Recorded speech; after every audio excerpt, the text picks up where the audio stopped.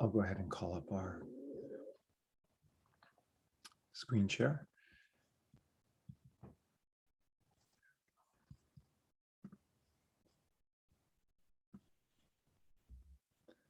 And as always, I bid you Benum Christinet. I greet Christ in you and welcome you back today to our Peace Chapel. Let's begin with our opening prayer, which, as you may recall from last week, I've decided to take each week a stanza from St. Patrick's Lorica, or breastplate, as it's called, and kind of move us through those stanzas over the next couple of weeks, just because it's a prayer that really addresses the question of spiritual protection. And since we've been talking about demons and asceticism, I thought it might be an appropriate prayer to reflect on in the Peace Chapel for the next couple of weeks. So let us pray. I arise today through the strength of the love of cherubim, in obedience of angels, in service of archangels, and the hope of resurrection to meet with reward, in the prayers of patriarchs, in the preachings of the apostles, in faiths of confessors, in innocence of virgins, in deeds of righteous ones. Amen. So our first reading today, again, comes out of the 4th chapter and spans pages 96 through 97 for those of you who would prefer to follow in the book.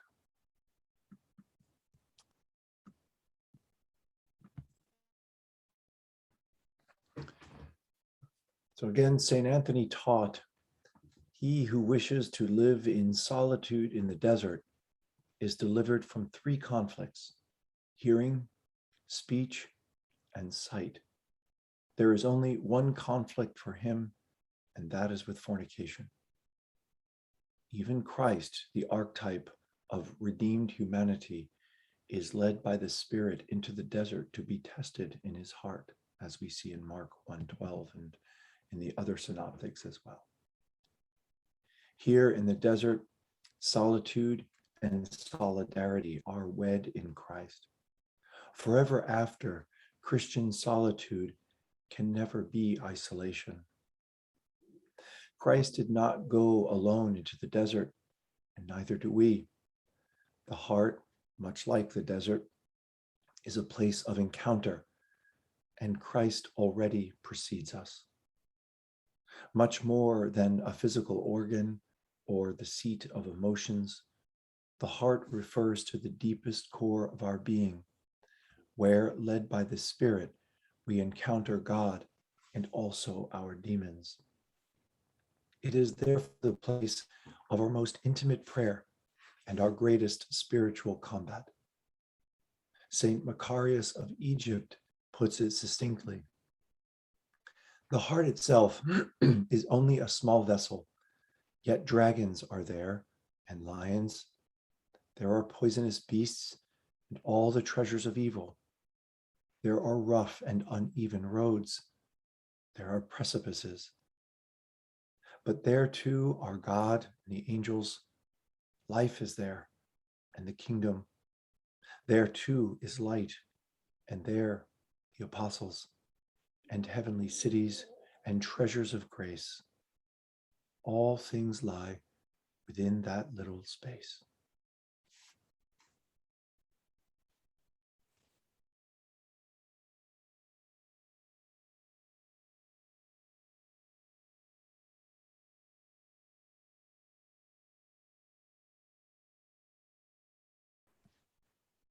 Our second reading then can be found on page 97.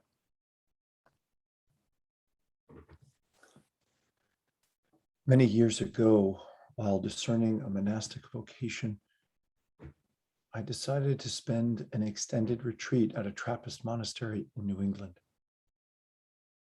Some days before my departure, a friend of mine took me to lunch to discuss my intentions. He asked, "What do you expect to find there?"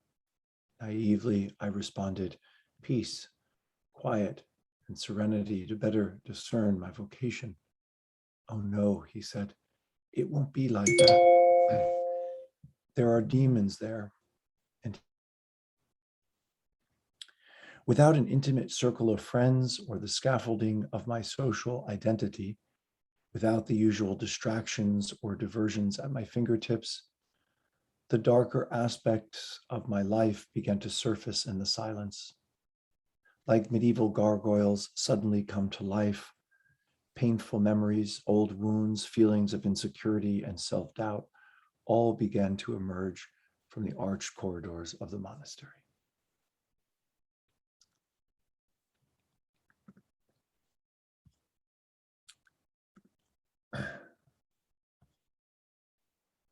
Let us pray. I arise today through the strength of heaven, light of the sun, splendor of fire, speed of lightning, swiftness of the wind, depth of the sea, stability of the earth, firmness of the rock. Amen.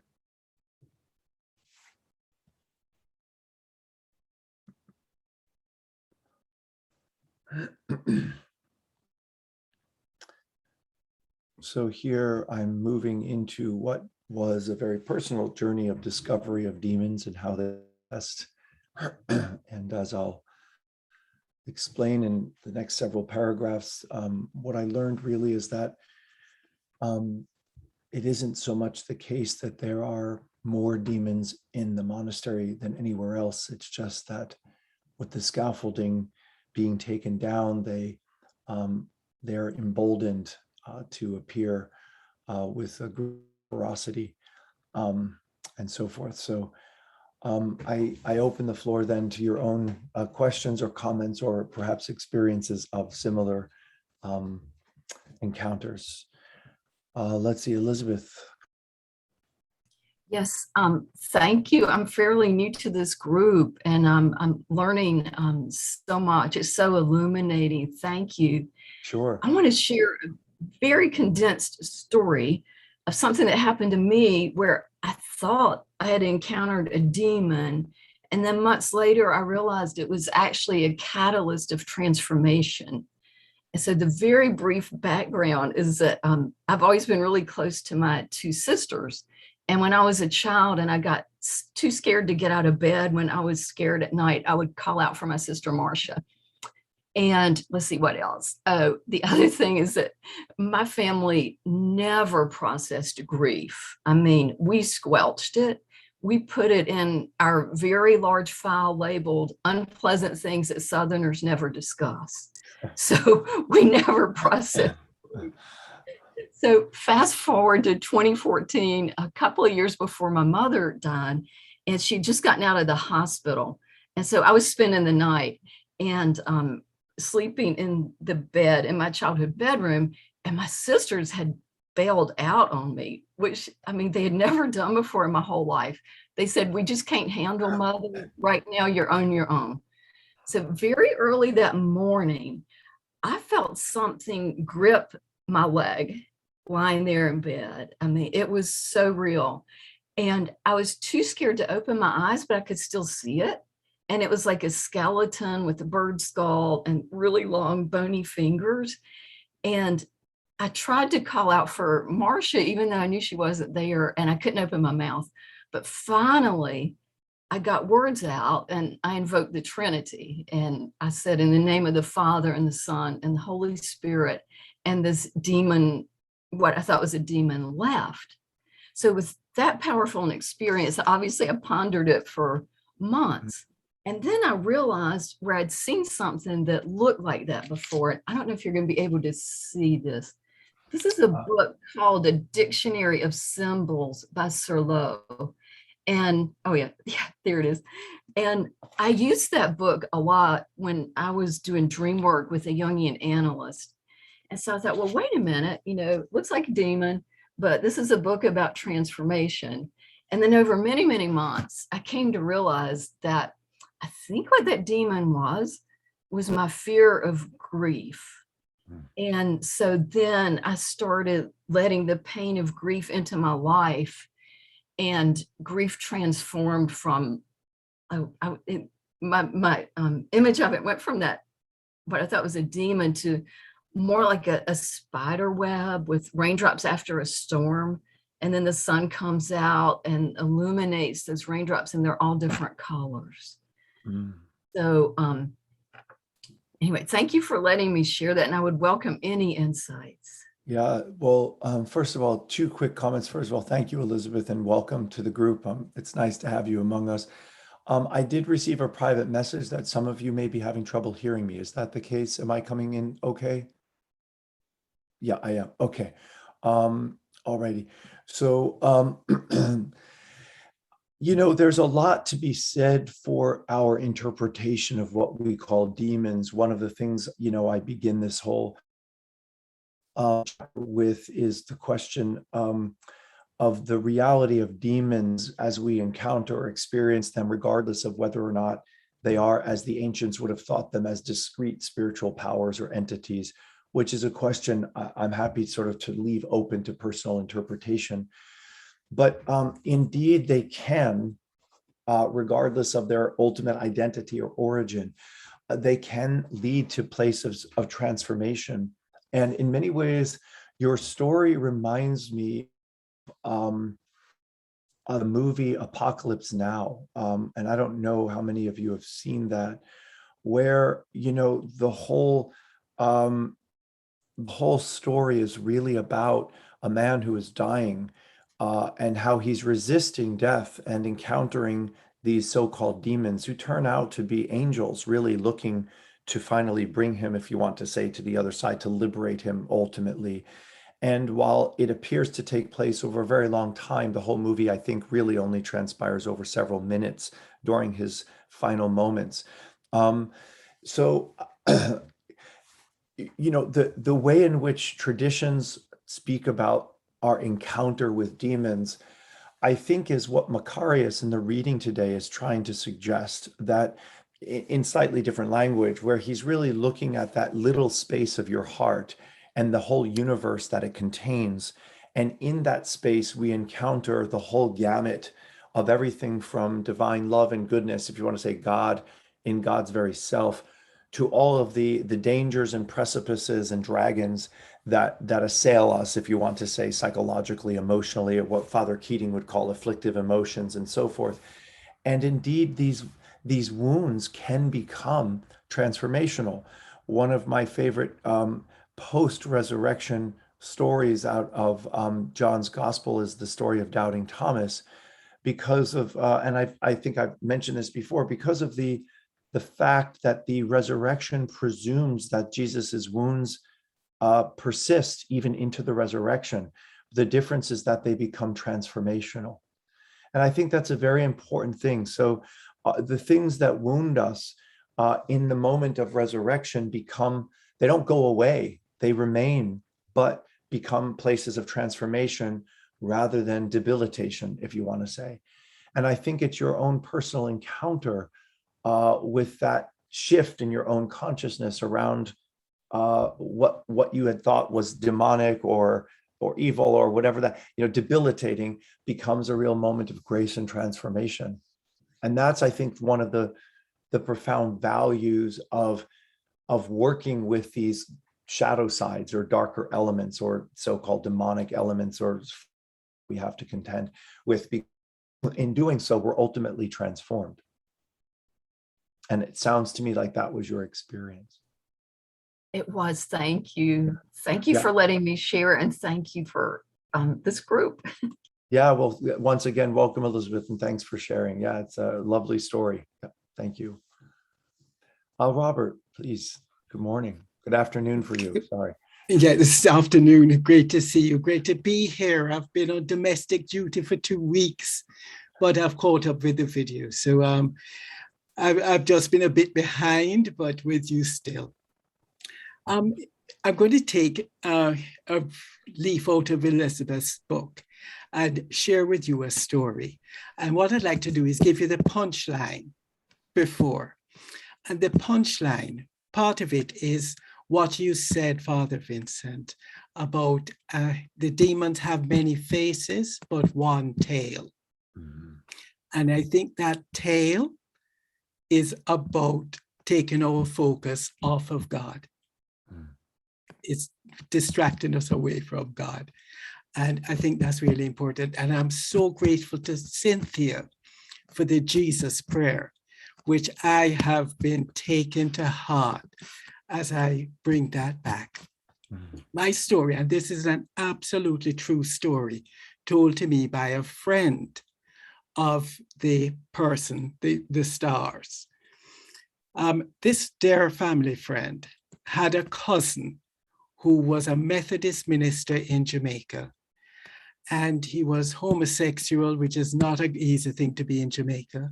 And he was profoundly misogynist. He just hated women. But of course, in Jamaica, one has to conform. No, he had inherited a house from his family. And being a Methodist minister, he didn't earn a lot of money. But he married this lady who did fairly well in her job. So she was able to maintain the house, pay for extensions and things like that. So she really ran the house for their marriage. Time passes and this poor minister is diagnosed with terminal cancer. And he decides that he's going to leave absolutely nothing to his wife. He's given it all to his brother.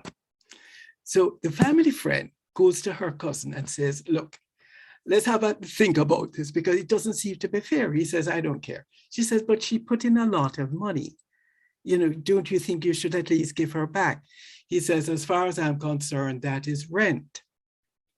So our family friend decides that she needs to leave that bedroom as quickly as she can because, you know, she will hasten the end of his life. So she goes and into the kitchen and sees a wife. And the wife is cooking a pot of soup, stirring it lovingly for the husband. And the family friend says, how in God's name could you have lived with him for so long and now be making soup for him? And without even a pause, the wife said, my love, nothing will take my focus off of God, not even him. I have to tell you, at the time when I heard it 30 years ago, I thought I would at least have put in a very strong laxative into that soup. I didn't have the grace. And now I struggle with it. But what I am seeing is that nothing should take my focus off of God. And that is where the Jesus prayer comes in. So I'm being able to spot demons from a different angle by asking myself, on what am I focusing? And if it's not God, it's probably a demon. So I'm really grateful for these gifts. And thank you for all of your kind words. God bless you all. Thank you, Robert. That's a lovely story. One of the aspects of that it reminds me of is the whole notion of the glamour of evil, as we talked about. That is, sort of goes back to particularly the Roman Catholic rite of baptism, where the congregation is asked to sort of reject evil. And one of the questions is, do you reject the glamour of evil? And I've always loved that line because it really hits the nail on the head in pointing to the seductive quality of what it would be to take our hearts, our minds, our focus off of Christ, off of love and compassion, and put that in the soup or whatever the case may be. That there is a sense in which it exposes these temptations for what they are: empty promises, right? And the Jesus prayer, or Keating's broader teaching on centering prayer, is precisely one of its functions, if we can talk about its pragmatic sort of dimension, is to serve as a kind of filter to really help focus. So can I continue to harbor thoughts of revenge, thoughts of animosity in the process of praying the Jesus prayer, in the process of what the tradition calls the epiklesis Jesu, the calling on the name of Jesus? And one finds that it's almost impossible to be at the one spewing interior feelings of resentment and revenge while praying this prayer, because the two come into a direct conflict in my own heart, right? In that little space Macarius talks about, where that battle sort of wages. And so the idea is that in the prayer, it becomes a kind of filter, not just what I filter in, but what I allow to filter out from my heart, from that little space. And it's a beautiful thing, I think, when Jesus talks about, particularly in strongest of terms in Mark's gospel, do you not know that what you eat cannot make you impure? What comes from the heart that makes you impure? This is, in a sense, what he's talking about, that interior idea of love, purity, compassion, not coming from ritual observance, but from the practice of love. And that story really exemplifies that as a kind of modern parable. Thank you for that, for putting meat on those bones, as it were. Thank you. Thank you, Robert. Hi there, Carol. Carol, you want to just go ahead and unmute if you would. There we go. Good morning. Good morning. Thank you for saying that about the events of our life or past wounds can be transformational. I was recently on a 8-day silent retreat, which I try to do regularly, but missed last year, obviously. But once I could really get deeper, which took me longer than usual, there were glimpses of these events and, just boom, that like spark into my silence. And I haven't really experienced the downloading of the unconscious in a while. And so I'm wondering if this is similar to what you're talking about, that transformational piece being, I think Father Thomas said it just leaves room for more God inside of us, that sort of instant forgiveness or whatever it is. But also, as a result of the retreat, it seemed like I have been invited to let go of a lot of the Zoom things I'm doing, and which I love. And so I have started doing that, but it's like an invitation to hang out with God more often.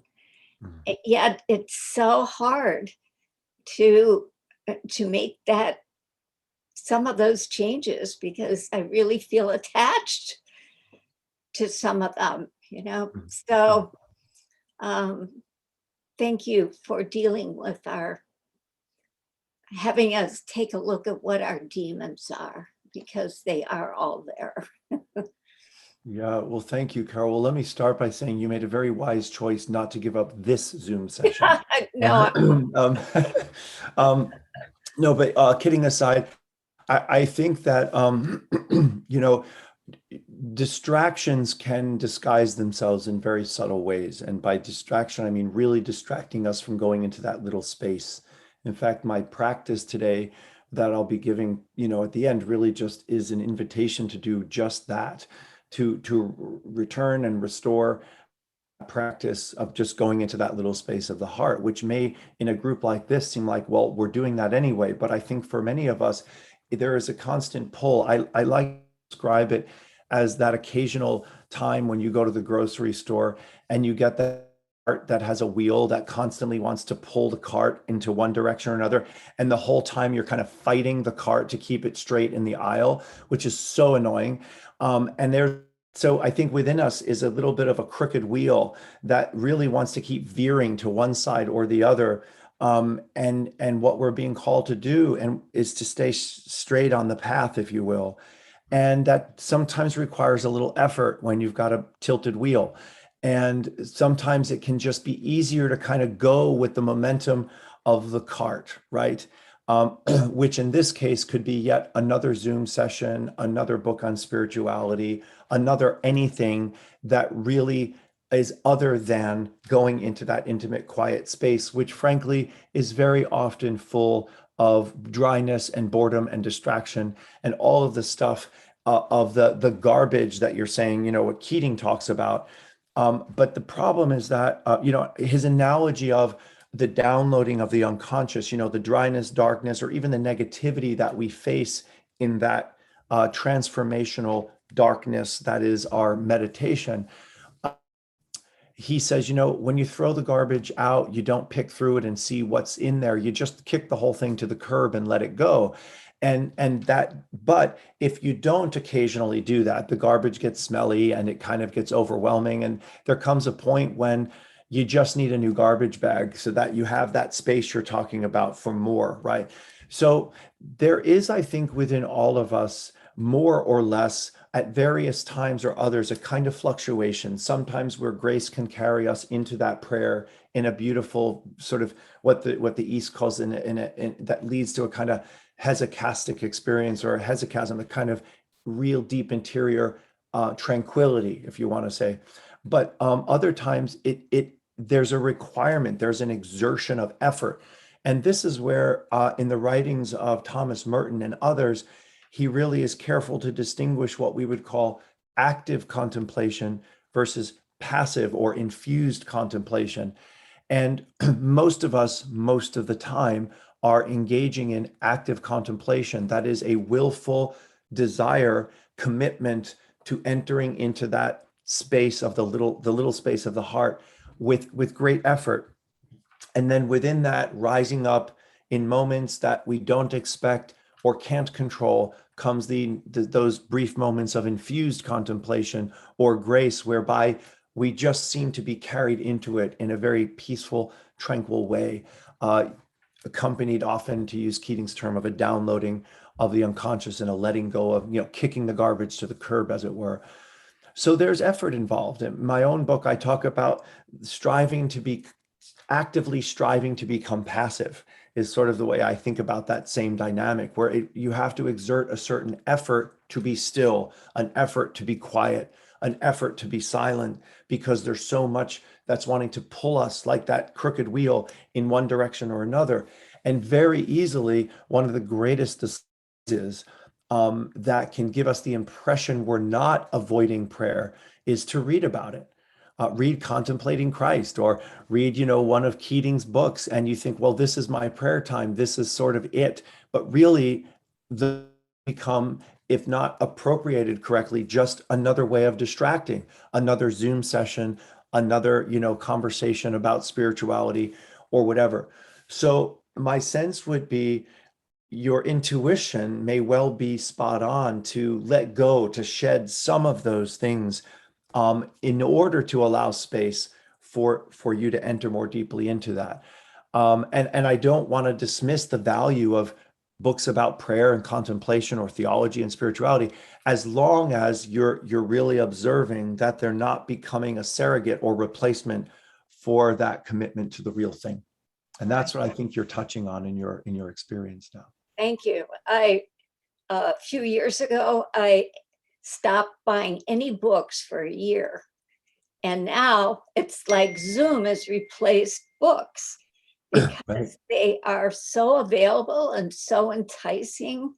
And so thank you. I have a crooked wheel. We all do. We all do. It's some tough decisions, to say no to some things. So It is, Carol. Yeah, absolutely. I come back to what Robert reminded us of, many faces, one tail. And some of those faces, as per the baptismal prayer, are glamorous, are attractive, are seductive. That's what makes us tend toward them. because we think, oh, rather than enter the dryness of prayer for 20 minutes, I could read about how beautiful it is from St. John of the Cross or Teresa of Avila or Hildegard of Bingen or whomever, and how rich and sort of, stimulating that is. And, without over demonizing that, the part of the reality of that is simply how our minds have evolved to like bright, shiny objects and to evolve to like stimulation of all kinds.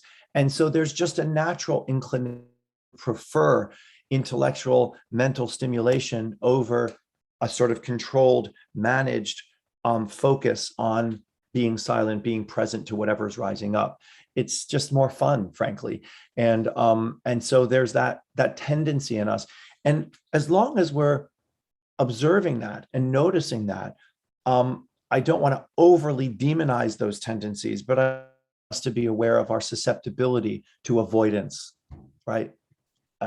From what the heart of the matter. Thank you so much. You're welcome, Carol. Thank you for sharing I that. think I just made a decision on something. Are you leaving us? Is that it? No. Oh, okay. No, I've gotten sort of hooked into some Gurdjieff work, and it is intellectually stimulating, and I have seen results, but I see it taking more and more of my time away from my practice, and I think I'm being invited to spend more time in silence. Well, it's a beautiful thing. Yeah, no doubt much will come of it. Yeah. Thank Thanks, you. Carol.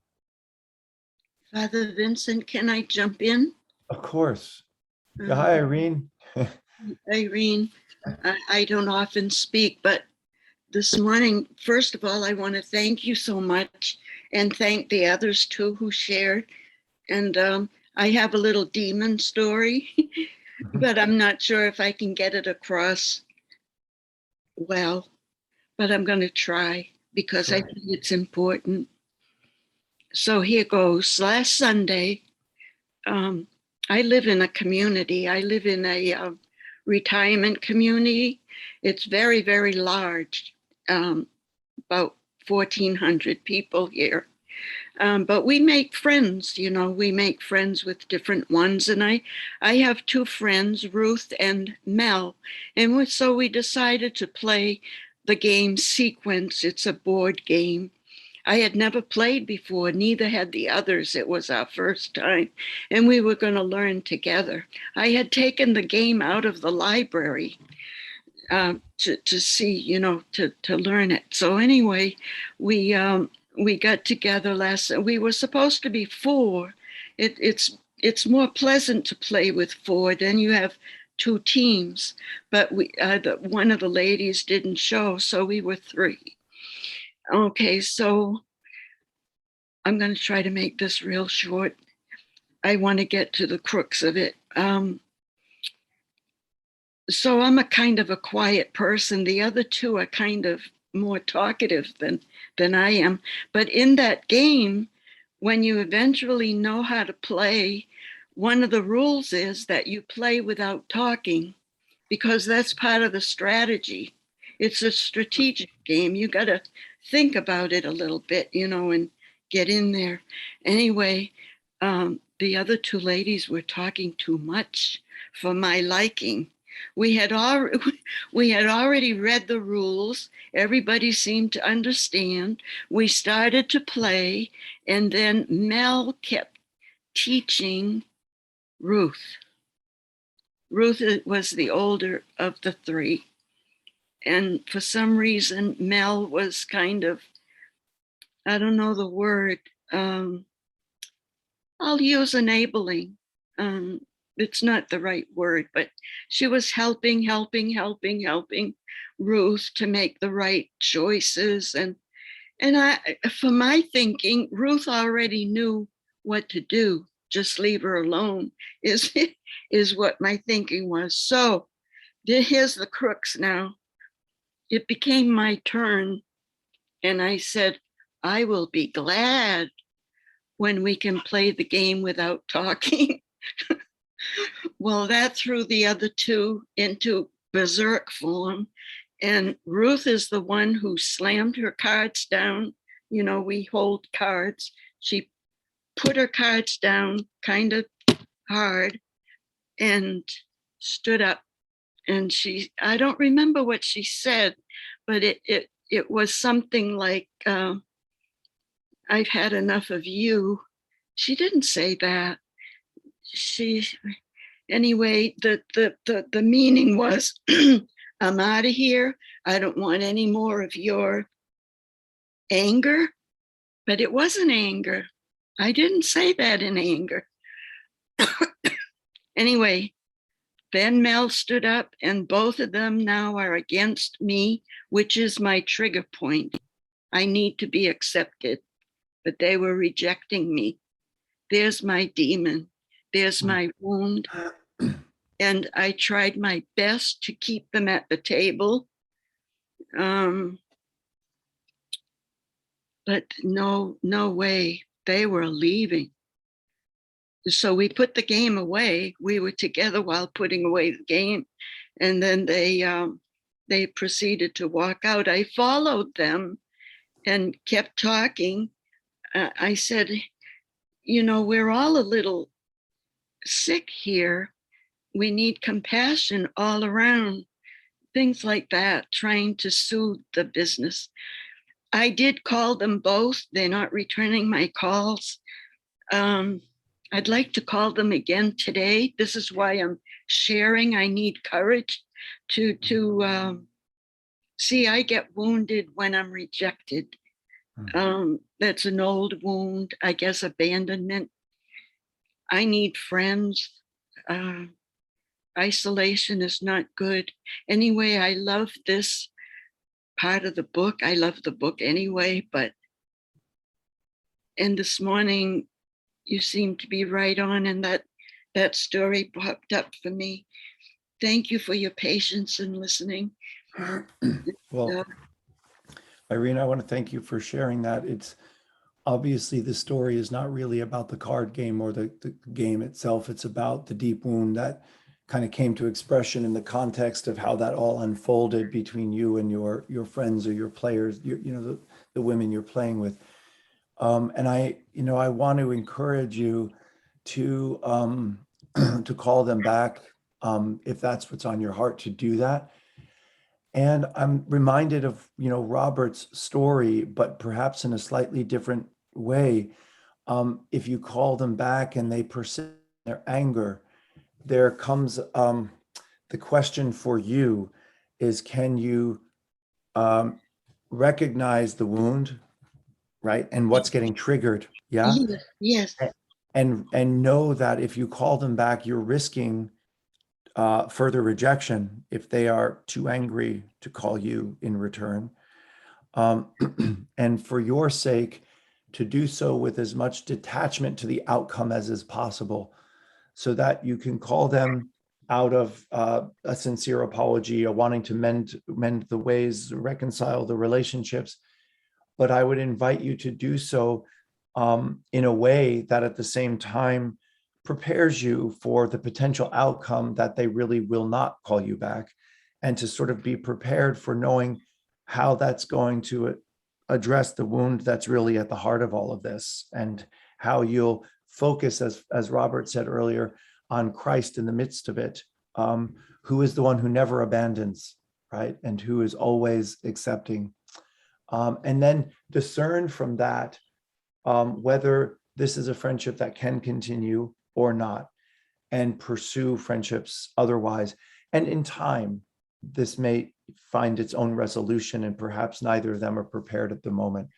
But it doesn't mean that even if for now they don't return your call, it doesn't mean that they won't return them in the future. So to just sort of hold in that uncomfortable space and prepare yourself for that. And this transformation in that wound, as you just said before. Exactly right. That's what was ringing with me. But I don't have the words. If I stay with the wound, or even the spirit the Holy Spirit in there? Well, I think that the potential gift is that in being abandoned, you are in many ways sharing much of what Christ encountered when his own disciples abandoned him at what was the worst moment of his life. And that gives you an insight into the interior life of Christ himself. This is what the mystics often talk about, that when we experience abandonment, when we experience persecution, when we experience rejection, it's actually opening us to the interior life of Christ, to something that Christ knows, to, if you want to think of it spatially, to a place Christ has already been. And so in that shared experience, in your own life of prayer, you can awaken yourself to the realization that in that very encounter or that very experience of abandonment, in the wound itself, Christ already precedes you there. And that's one of the things that I mentioned in the reading today, that even Christ was led to the desert to be tempted, so that when we're led to the desert of our own hearts or encounter our own temptations or demons, we trust that Christ already meets us there. Christ already precedes us, and allow then that experience of abandonment to open you to Christ already present in that moment for you. And the outcome then with your friends becomes secondary to the invitation to encounter Christ in the very place that you're wounded. Do you think I wounded them? Not irreparably, no. No. No, I mean, not knowing them, I don't know what their wounds are or why that would have triggered them to that extent. But my sense is, what you said and how you said it doesn't seem like an irreparable or irreconcilable wound. Thank you so much, Father Vincent. God bless. And thank you, Irene. Thank you for sharing. I wish you the best. Check in with us when that gets resolved in some way for you. All right. Hi there, Carmen and Roman. Hi, Carmen here. Hi, Carmen. I'm getting an echo. Are you from me? I'm Are not you getting, hearing? No. I'm not Okay. getting an echo. I just wanted to thank Irene very much for everything you shared and every sacred word. I am your sister in that wound, and I am walking at the same time with a friend with a similar reaction and discernment. And I'm grateful for everything you shared, Father Vincent, about that, both in your book and here today. And Irene, thank you so much. Bless you as you walk, I walk, simultaneously exploring this, and hopefully for the greater good of my of what I can offer, and allowing the divine therapist to transform this wound for his, her, their greater good. Thank you for all your shares today. And Irene, doubly so, my sister in this wound. I don't think we're alone, by the way. Thank you. Well, thank you, Carmen. That's a beautiful share of solidarity. And I appreciate everything you're saying. And you're right, to walk together in that, in whatever wounds we have, is how we forge intimate spiritual community, by acknowledging those to one another. And I appreciate you're doing that. I did notice your hand go back up. Roman, were you going to share something too? Yes. Go right ahead. So my question or comment today is about how to deal with the demon. And if you mentioned the term garbage, and St. Anthony mentioned the spirit of fornication, which of course is his famous struggle. And I'm just wondering, you talked about efforts to get passive, and I'll word this.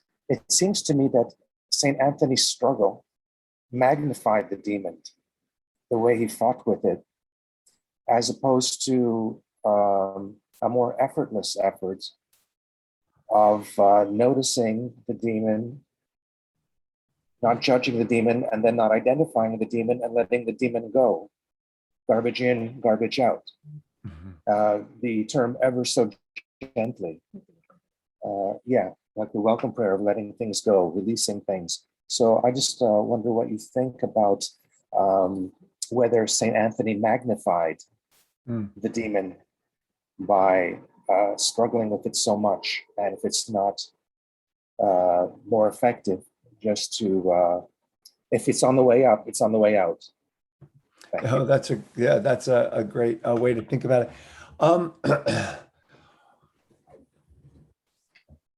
So yes, Roman, I think you're pointing to something that's very important, and it reminds me of Martin Laird's book Into the Silent Land, which is a very accessible, brief book on how to meditate from a Christian context.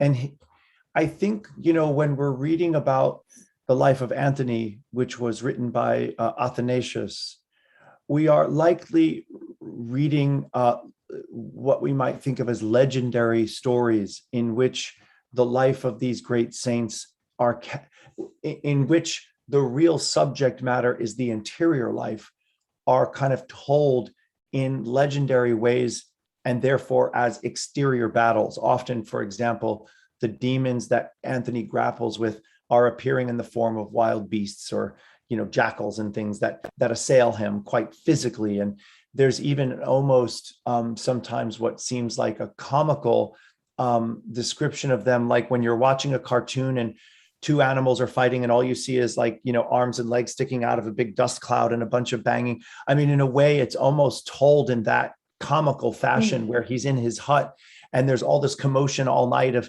things tipping over and screams. And but I think really what Athanasius is doing in his telling of those stories is exteriorizing the interior struggle of the ascetic, and you're naming the deeper reality of what that looks like. And Martin Laird's book, I think, addresses that in this way. He says he talks about the three doorways into prayer. And he starts by saying you could talk about 300 or 3,000, that he's basically talking about a metaphor.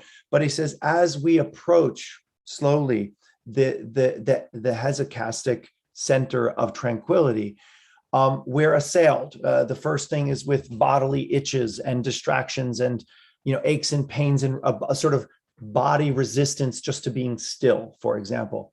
And he says, with each of these doorways, we're confronted with a riddle. Call it a demon if you like. And he says the response to the riddle is always the same, and it's silence. So when the riddle rises up, you're confronted with the threshold of the doorway into a deeper level of prayer. You're assailed by bodily distraction, mental distraction, emotional distraction. The way you overcome it is always by returning to your silence. That's always the answer to the riddle. But many of us try to find other answers that are not silence. And that's where the exterior battling, I think, that we hear about in Anthony is sort of driving at. So I think you're intuitively spot on, Roman, in terms of the real battle is to do what Christ did on the cross, which is not to resist, but to remain vulnerable. And we find, and I'll talk about this later in the chapter, that God's victory comes through our defeat. That really it's letting go, remaining vulnerable, remaining silent, not fighting, not retaliating, not resisting, that the whatever's assailing us is diffused in the moment. It's sort of like not giving a microphone to a big bully. Just ignore them, right? Walk away. And now they have no platform, right? So in a sense, I think you're right. And the way that I take Anthony is more trying to dramatize for the reader that interior battle in external ways. You're muted, Roman. Does that make sense? That makes a great sense. If I could just ask a quick follow-up. Sure. Another Greek word that I often hear together with hesychasm is nepsis, which is awareness, or just kind of vigilance. And that is, I'm sure you know. And I'm just wondering if that is inside the stillness, or is that in the other, say, 23 hours when we're not being still, that this vigilant awareness is, or is that what Christ was doing by not saying anything? He was just being aware and watching and being vigilant. I think the answer is yes to both. So the way that we practice the Jesus prayer is, when you read the Philokalia, which is a multi-volume collected work, particularly out of the Eastern tradition on Mount Athos, which is in many ways a sustained multi-century study of the Jesus prayer, of nepsis or vigilance or watchfulness is a good translation.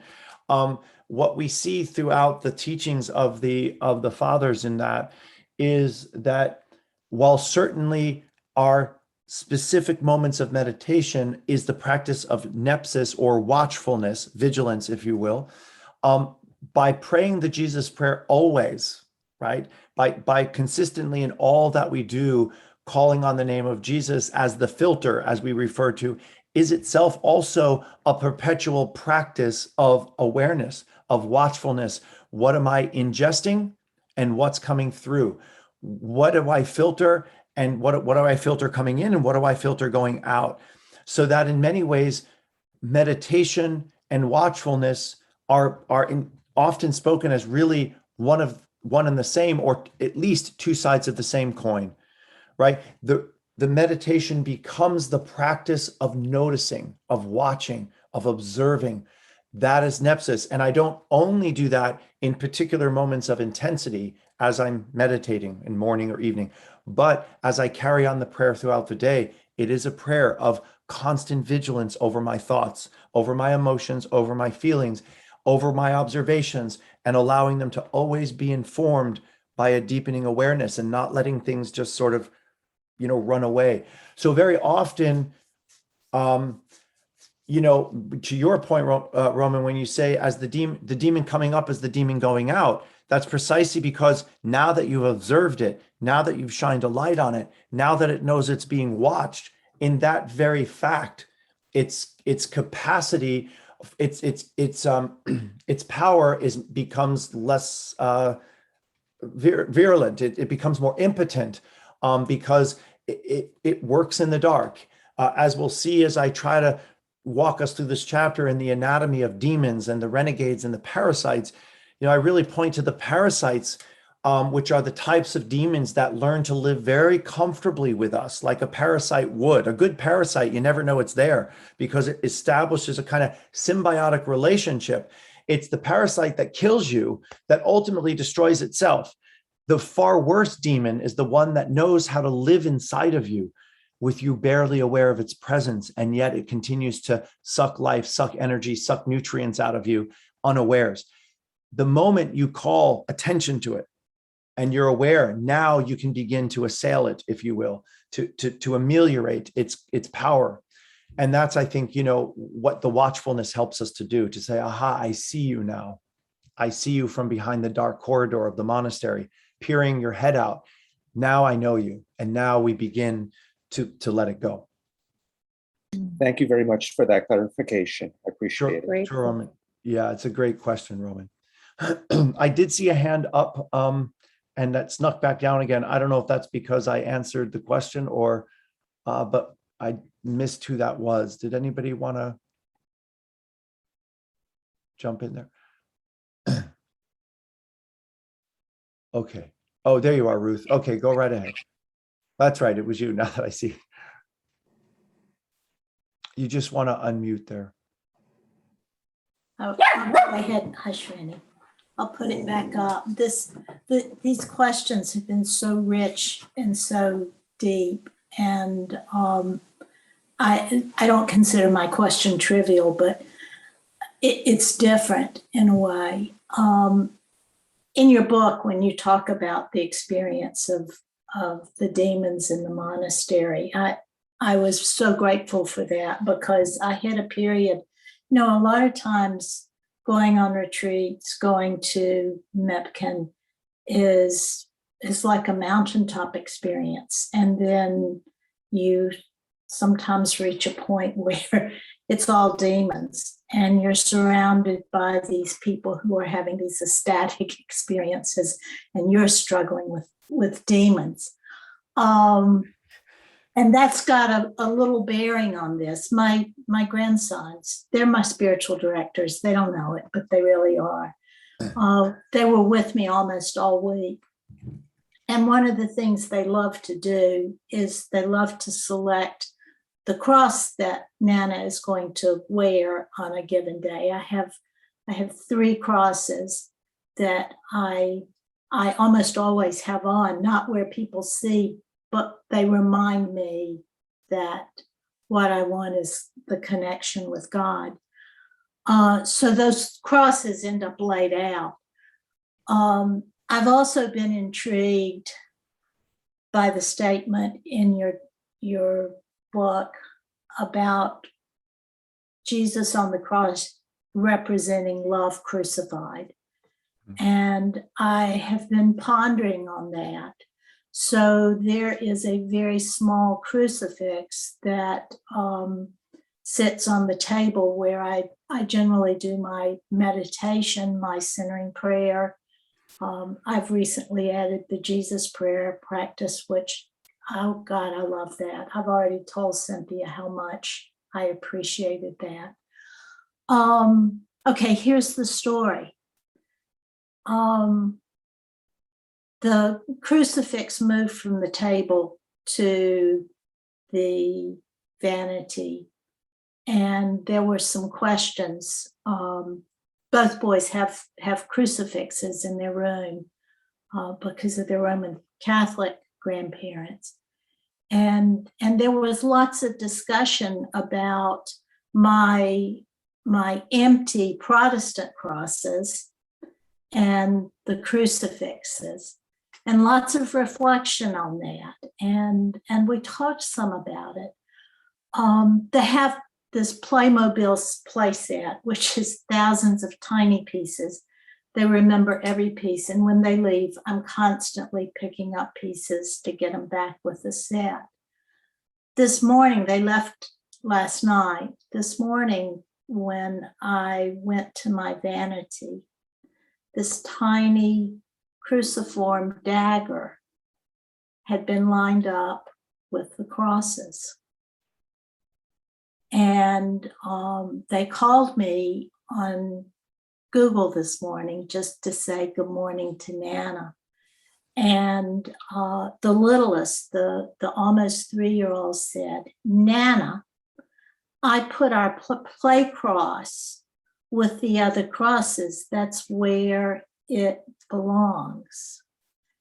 And that we're talking about woundedness, we're talking about demons. You know, I think of that dagger as a demon. As a parent and a grandparent, I always struggle. Do I let my children play with things like that? And I decided that playing with them and the dialogue it presented was a better way to teach than restricting it.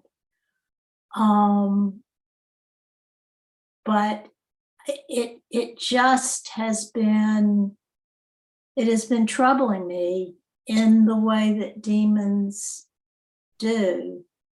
His addition of that cruciform dagger to the crosses, that I have told them I wear the cross to remind me that my goal is to focus on God. So that's the question. What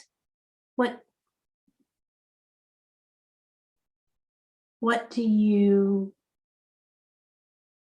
make of that? How do you respond to that? Thank you, Ruth. Well, in many ways, that simple story of child play encapsulates 2,000 years of Christianity's struggle with empire. And we can see even in the first assimilation with the Roman Empire, Augustine struggling to know what to do with the dagger, what to do with the fact that the legions of the empire have now been under forced conversion to Christianity, a tradition that for the last 300 plus years had been diametrically opposed to violence, in fact, quite pacifist in its origins and in its development. And then suddenly it's you have the conversion of the empire to Christianity, but you also have the conversion of Christianity to the empire. Enter daggers, enter swords, enter warfare, enter the usurpation of religion by politics for its own means and ends. So in many ways, the story is simple, but it really portrays in the simplest terms our struggle to not accommodate the gospel, not to empire, not to violence, not to warfare, right? Not to so much in our culture. And it's why Christianity remains so profoundly countercultural and so demanding, and so beautiful, because it has this radical countercultural witness that every culture is and every subculture, frankly, is challenged by anything in it that is angry, exclusionary, violent, manipulative, controlling, you name it. So I think there's a lot to ponder here. I think your approach, not to prohibit, but to provoke dialogue, might well serve you to follow up on this point with them, to explain as simple as a 3-year-old might understand why the cross and not the dagger is the way toward a fulfilling life, toward a life of love and compassion and so forth, and why that's so important to you as grandma, right? And what that really means. So it sounds like such a simple parable of child's play, but there really is represented there a 2,000-year struggle that is ongoing, in real world. Thank you, because that injection of the 2,000-year struggle that's so accurate, and thank you, because it, like you suggested, I didn't want to leave it alone, because the shape is the same, but the meaning is so different. And I think about demons, and so often the shape is the same, but the meaning is so profoundly different. So right, that's right. Yeah. Well, very, very insightful. Yeah. Opportunity there to open up with them. Since he put it there, it's a place you can come back to in conversation. Yeah. Thank and you. since he told me about it, it was important to tell me about it. Right. Thank you. Thank you, Ruth. I appreciate that. Finally, Gerald, and then we'll turn to some questions, some conversation around practice. Gerald, good to see you. Actually, good to see you. Morning, Father. Glad to see you back. I have something to share that it compared to what's been shared, it seems to me on the trite side, and I'm not sure if I would address it as angelic or demonic, or it just is. And that's years ago when I was in the service. I was in a field unit, and we played Army once a quarter. We went to the New Mexico desert. And if you've ever been in the desert at night, you've experienced pitch black. Yes. If there's nothing. It's clouded over. There is absolutely nothing. And we were on night maneuvers, meaning that there were no lights, no artificial lights. The vehicles had those little slits, which don't allow them to see anything except the little slits of the vehicle in front of them, if they're lucky. Anyway, we get out to where we were it was a hospital unit. So we had to set up 4 or 5 big tents. It was a 1,000 bed hospital, but we had the equipment for 100. So when we went to the desert and played Army, we set up for 100 patients. Anyway, we get out there and we're standing around in little groups like GIs do, shooting the bull, and it's pitch black. We can't do anything. because it's pitch black. You can't put up big tents when it's pitch black. You gotta have light. And I had been thinking about the seminary. By this time, a couple of years, frequently went to daily mass. Many in the unit knew of it, especially the ones I hung around with. We went together. And there were comments being made. And finally, someone says, Miller, you're into this stuff. Why don't you see what you can do? So instantaneously, I looked up, I raised my hand, and the damn sky opened up. The biggest, brightest moon you've ever seen came out. Well, at that point, there were 6 or 7 of us standing there, and nobody said a word. And all of a sudden, all you could hear was the sergeant hollering at us to get busy. There was enough light then to light up a city block or more. And I've never thought a whole lot about it spiritually. And it's always been my understanding that any kind of experience has more meaning for others, the others, and not the self. And the only conclusion that I ever came to was that it wasn't anything for me. My intentions were all set. I was accepted in 2 different seminaries. I was ready to go. I was getting out in 6 months, and then the following fall, I was going into the seminary. So there wasn't anything there for me. And apparently, it may have meant something to somebody else that was there, that heard the conversation. I have no idea. On the other hand, it may have been something demonic, making fun of the whole situation, of a spiritual interest that some knew I had. I don't know. I've never shared this with anyone like you. I've only shared it with my dear wife, who says, well, just say the welcoming prayer. And 5 or 6 people in a prayer group one time, and I've never gotten any comments. And I don't know if you want or can, or what do you make of it? Just a crazy, spontaneous act of nature. Yeah.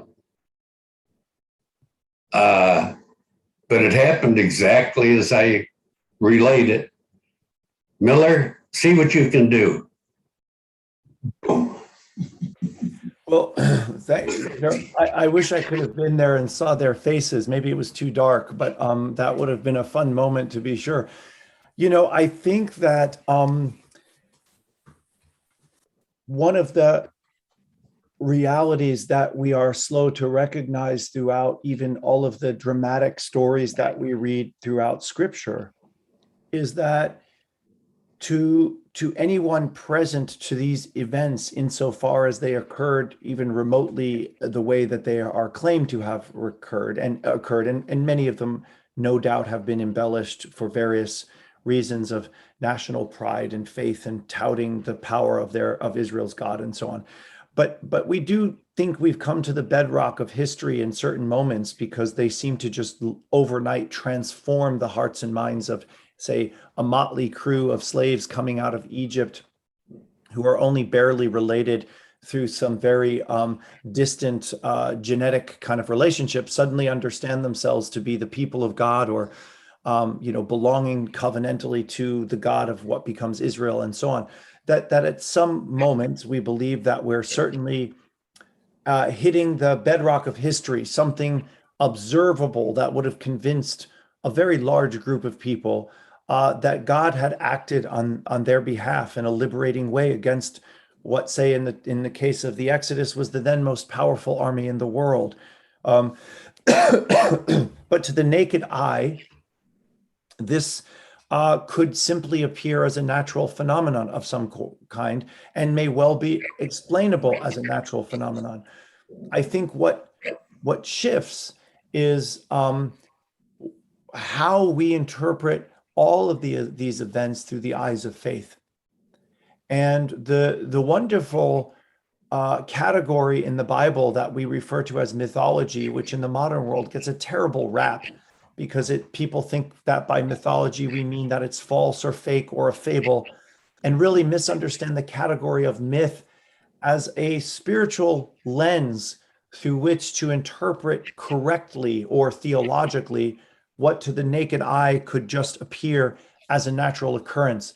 And perhaps it's the timing of it, as in your case, perhaps also in the case of Moses parting the sea or whatever that looked like, that the timing of these events can have such a transformational impact on a community of people, on a group of GIs in the pitch black desert, that they inspire faith in some way.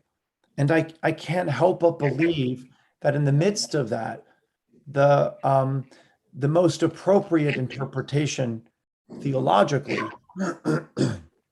is that if it inspired faith, there's God in that. Whether the moon would have come out in that moment, regardless of your conversation, is anybody's guess.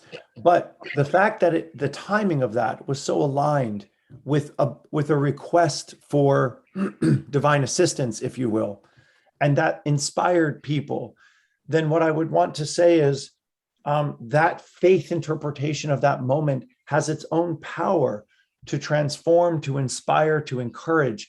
And in that, there is something divine. There is something of God's presence.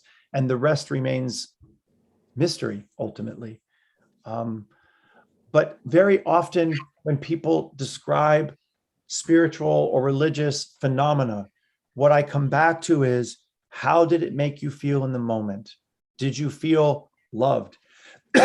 Did you feel divine assistance? Did you feel encouraged or inspired? And in that is the divine at work. And I think that's a very important lens through which to understand or to perceive or interpret experiences that may have been coincidental or may have been purely natural or not. And in a way that becomes secondary. I have to admit, I had no fantastic experience following it. As a matter of fact, it was a very lonely experience because what happened, of course, we went to work immediately. I mean, the lights went on, the moon came out. There's no need for artificial lights. The Corps of Engineers stepped in. And of course, we were the gophers with the Corps of Engineers. We helped put up the tents and so forth. Then we assumed our medical responsibilities. But for the next 6 months that I had to go in the service, I was pretty much alone. No one ever said a thing about that incident. It was never brought up. The guys that I normally would just happen to end up in the mess hall or walk to the mess hall with disappeared. And I'm not saying there was an avoidance, but yeah, it was strange. That part of it was strange. And, but in terms of any immediacy, there wasn't anything personal other than the phenomenon. Right. I mean, it just, wow. I think we were all just wowed and then went to work. But dumb tents. Well, thanks, Joe. Well, I'm going to have to move to our practice, but let me just conclude by saying that is, while that is the case and you went on with your work, however many decades later, it's with you. And that's an important point to remember. There's something about it that never left you, that has continued to sort of open you to this question or to the sense of presence. And that in itself is very telling of an impact, while even at the moment was not particularly full of fanfare, has kind of stuck with you in a beautiful way, and even in a way that's sort of open to this question of the mystery of it all. And the fact that it hangs with you potentially as gift, as openness to transcendence, is in itself a lovely gift and telling. Thank you. Yeah, you're welcome, Joe. I know we're very low on time, but let me just call up, if I can, the practice I want to suggest for the coming week, and then we'll look at if anybody wants to share from last week's. So as I mentioned earlier, this is merely a request that you consider a reaffirmation of your commitment to go into that little space of the heart. Where has that crooked wheel on your grocery cart been taking you in other directions, and how do you right that? So as we read from Macarius, forsake hearing, speech, and sight. In other words, enter into the silence, into the solitude, into the darkness of your prayer. And then in that, discern who and or what emerges, right, in that little space. The precipices, the demons, the angels, Christ himself. And then I'm just as a way of trying to put meat on the bones to contextualize that or to come to expression, I invite you to write, draw, or create a symbol for what and who you experience there. It could be very simplistic. If it were me, it's going to be a stick figure, because that's about the extent of my artistic abilities. But whatever that is, I just invite you to find a way to try to express it symbolically. And it will be fun to see if some of you take me up on this, to see what pictures you'll be sharing with us in a week from today. With that in mind, then we turn to last week's practice for a discussion. So I asked you to spend time discerning where the social maladies we confront today intersect with your own demons. So this is looking at how the interior struggles sort of either are supported by or support the external struggles in society. How do you mediate, as it were, that spirit world within you and society? How do you look at the way in which you're porous, both taking in what's out there, but also putting out what's in there? Where are you able to name social ills for what they are? And where do you see yourself inadvertently, or perhaps vertently, contributing to them? Look for the blind spots in yourself, and with love and compassion, expose them. So this is a little bit of a potentially threatening share, because I am asking you to look at those dark places and to kind of be willing to share them with this group. Understandable if some of you are hesitant, but I do put out that invitation if anybody wants to take a moment to share their experience.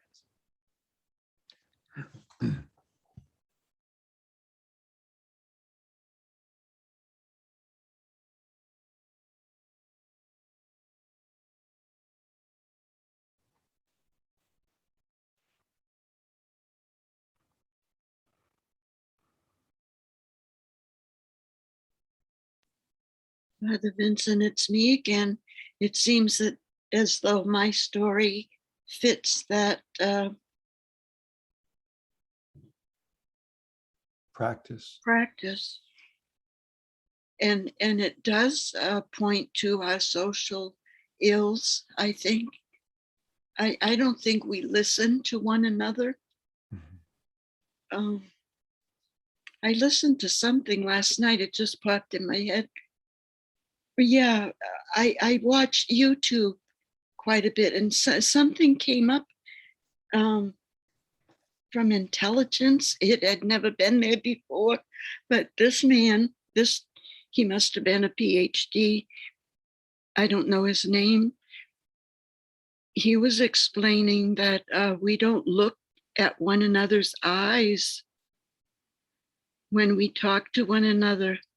Well, not everybody, but not enough people. He had many little examples. He said, a family can go to dinner and everyone's on their cell phone, not paying attention to one another. not looking at one another. And I think, boy, if we looked at one another when we're speaking, the world would change. Yeah, it's no small thing. It's very intense to look someone in the eye in a way that holds them. One can also look at someone with a kind of withering glance that could, shoot arrows. And also to look at someone, though, that's more of a loving gaze, that can indeed be transformational because it draws us out. It can be a little intimidating because it demands a kind of intimacy. And I think that's partly why we avoid that at times, because it feels almost we're entering into someone, their space, their spirit, their heart in a way that feels too intimate or too intense for the nature of the relationship. But yes, you're right. So Father, why are so many people afraid of that? They turn away. I feel that it's love of the other person in a genuine godlike love. We're all the same. We're all in need of love and attention. And boy, when someone gives you that attention, it's so wonderful. It is. I think, Irene, I addressed this way earlier in my book when I talk about the story of Adam and Eve as a kind of metaphor for the contemplative life. And I speak to the fact that, like Adam and Eve, we all find ourselves very often sort of hiding or crouching in darkness, but all the while secretly hoping to be found. And I think there is that both fear of intimacy, even though we know it's the thing that will most liberate and fulfill us, it's terrifying on some level to be that vulnerable to another person. But you're speaking, I think, to the human experience. The very thing we desire most is sometimes the thing we fear most. And that's, I think, what is behind a lot of that, the tension you're describing. Thank you for that. Thank you, Father. Anna, I believe your hand was next. Yes. The paragraph, I kind of lost the thread of it, but I think this fits in and maybe you can weave it for me. So societal ills and ourselves, right? It brought to mind climate change and the things that we do that can impact it. And it seems like, you do something and then you find another layer, another level that we've missed. And then there's all the things we do individually, recycling, composting. And then we discover, there are things that we do as a society that overshadow that, our infrastructure of how we produce the food and how it's transported to us, like overshadows all of our good-hearted efforts. Not that they aren't important. So that all just came to mind when I read that, and, just wondering how to impact that. Yeah, thanks, Anna. That's a wonderful and, as you know, a poignant insight. But what it points to is so much the interwovenness of everything and the complexity of everything, and how we are so intertwined with the ways of the world. And that includes the ways in which the world is corrupt, the way in which money controls, the way in which politicians line their pockets, the very people we vote for, the very industries we rely on for certain goods and services that make our lives possible, frankly, that make even the good we do possible, despite the deleterious effect that some of these companies and their practices have on the environment or society and so forth. And it just speaks to the complexity of how interwoven we all are, and how inseparable it is, our own lives are from the lives of other people. And I think one of the ways that we can move forward as ethically, maybe as possible, as authentically as possible, is to keep peeling back those layers, and to look at our actions, how they impact others, and how others impact lives and decisions are impacting us. So that the first step becomes the awareness of how that's leading us to a place of being potentially complicit, but also a place in which our voice and the choices we make can begin as as part and parcel of a larger commitment that can begin to make changes or demand changes, where we see those shortcomings or those periods or moments of corruption, say. But it's hard work, because every time you think you're doing something right, there's some, I just learned, for so long, we search for ways to really buy an electric car and to make sure that we're charging on clean energy. And then, we just find out about the child labor and that's going into disassembling these batteries and constructing these batteries for these cars. And it's so disheartening. So then how do you work toward laws that protect the laborers? And it just unfolds in the way you're talking about, and it feels like it has no end. So is the solution to go back to a gas burning car? I don't know, but it's this sense of how do we maintain a commitment to goals that we can achieve, and not then close our minds or hearts or awareness to the way that's intertwined with things that we frankly don't want to support and find repugnant ethically. Very difficult, but this is our world. Thank you, Father Vincent. Thanks, Anna. So let's see, Kathy, please, and we'll close with your comment today as we draw toward the top of the hour. Yeah, my story is I ran into a woman last Thursday. She used to live in the condo above me, but moved while I was living temporarily in Tucson. And so we chit-chatted a bit, and then she while I was in Tucson, she told me the reason she moved is that she also owned a house, and her kids moved out of the house, so she decided to move back there and sell the condo. In our little sidewalk conversation last Thursday, what she revealed to me is that the real reason she moved, she was on the board of our homeowners association, and she learned that one of our buildings, we have about 12 buildings in a 94 units total of our condominium association. One of our buildings, she said, is about to fall into a ravine. This was 5 years ago that she learned this. She's been in worked for construction companies her whole career. She just retired. Her husband is a contractor, so they both have looked at this, and they affirm that this building is on the verge of falling into the ravine because it was built on filled dirt. Immediately, of course, you can imagine that I am going into panic because I have a lot of out-of-pocket medical care expenses. I cannot get long-term care insurance. My condo is my long-term care insurance, and I'm doing my best to manage my financial affairs, and now learning this, all of it could dissolve. And yet she was responsible for starting to take action. Then she did not. She just left. And this, I think, and of course, my immediate response was, I need to sell right away because clearly nobody's doing anything about it. And of course, probably most of the homeowners here don't know this. I talked with a friend later that day in California briefly, and she was the first person I told about this. And I said, I guess I'm going to be moving a whole lot sooner than I thought. She said, well, you're in a condominium association. You're all in this together. And that sort of stabbed me. And this plays into, we're part of a culture with this capitalist society where our whole culture is about looking after number one.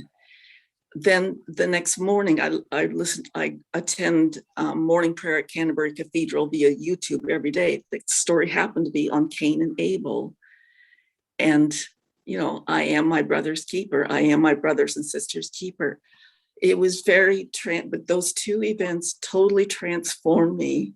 Whereas now I see that, Christ is really calling me in this moment I need to look beyond my own self-interest. Yes, I mean, my self-interest matters, but people could lose their homes, they could lose their lives if nothing is done about this building. And now all of a sudden this transcends anything else.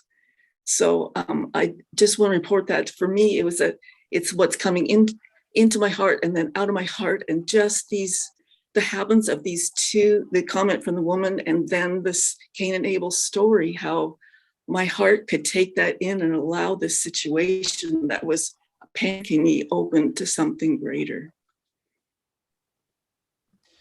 Kathy, it's a powerful story and frightening to be sure. And, nobody would fault you for the concerns you have over your future and your financial stability. It's very important. And the transformation that you're talking about is so beautiful because it opens a kind of third way, one that looks not at competition or running away, but collaboration, and potentially, one would hope, a way to find, to reinforce the building, to retrofit it, if you will, so that it regains its structural integrity before it's too late and lives and finances are destroyed for that. So I applaud you on that, even as I don't want to make light of the real threat that it poses to you personally. It's terrifying financially in terms of your life and health and so forth. And yet I wonder if perhaps the long story of this, the backstory that we'll see years from now, is people came together to collaborate, got the job done, found a way to finance it, and restored the integrity of the building and therefore the stability of everyone's life and finances and future, which would be just a profoundly beautiful outcome, and makes all the difference in the world. One of the things I talk to my own community about here is, as we're moving toward greater climate collapse and all of the things that this brings about, and all the threat it poses, there's going to be a tendency precisely to that fight or flight mentality, where I'm out of here and I'm going to protect myself and I'm going to do what I need to do. But what is the other way is, how can we, as resources get scarce, not hoard, but share and sort of make there be enough, sort of like the multiplication of loaves and fishes. With very little, it turns out there was enough to feed everyone. And that's a beautiful miracle of what happens when community comes together to share, for example. So I applaud you on that. And I sincerely hope that this has an outcome that you can look back on and see the real wisdom and beauty in a more collaborative response. So keep us posted on that. Yeah. And more power to you. Andrew, I'm not permitted to move into the next hour. Was your comment very brief? And I'll take go right ahead. Very brief. Okay. All this complexity reminds me of the essential importance of every day showing up into silence. Absolutely. That's how So, Father Andrew, we are losing you a bit, but let me just comment briefly on what I think you're saying. The daily importance of showing up. Yeah. So we lost you a little bit, but I think the importance of showing up to prayer is the same, or the flip side of the coin, to being present to community. The interior and exterior find that porous boundary in each of our hearts, that little space that Macarius talks about.